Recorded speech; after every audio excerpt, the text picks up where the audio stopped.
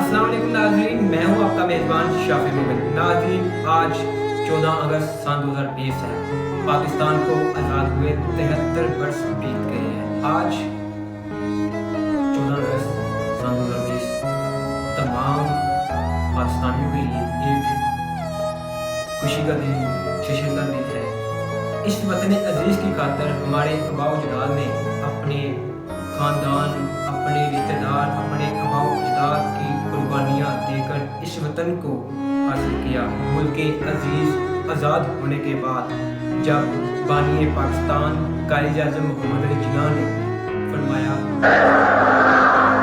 भाइयों और बहनों, पाकिस्तान हासिल करने के लिए हमने बहुत कुर्बानी की है, मगर हमें पाकिस्तान को कायम रखने के लिए अभी और कुर्बानी करना होगी। मुसलमान मुसीबत में घबराया नहीं करता।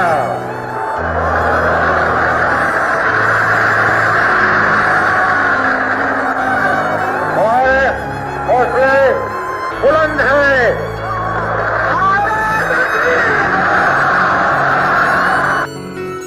एक इस्लामी जमहूरियत पाकिस्तान जिसकी बुनियाद इस्लाम के ऊपर रखी गई। क्या आज मुल्क पाकिस्तान के अंदर तमाम इंसानों को बराबर के हुकूक दिए जाते हैं?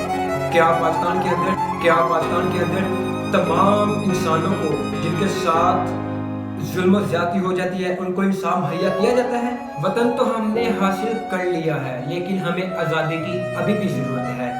यहाँ पे मैं कुछ इशार जो आपकी खिदमत में पेश करना चाहूँगा।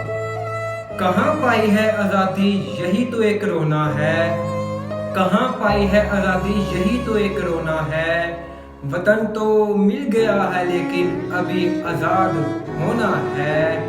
गुलामी का अभी दामन से हमने दाग धोना है। गुलामी का अभी दामन से हमने दाग धोना है। वतन तो मिल गया है लेकिन अभी आज़ाद होना है। उखाड़ो जड़ से बातिल को नया एक अहद बोना है।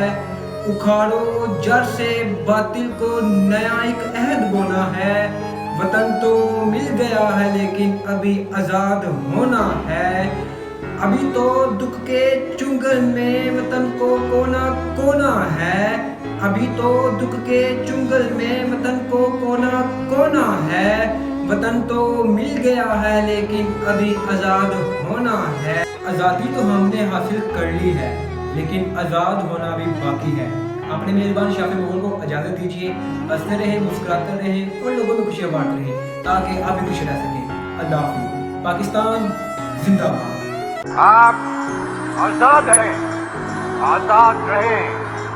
आप लोग इस मुल्क पाकिस्तान में अपनी अपनी इबादतगाहों, मस्जिदों या मंदिरों में जाने के लिए आपका मजहब क्या है, जात क्या है, कौम क्या है, इसका हुकूमत के मामलात से कोई ताल्लुक नहीं।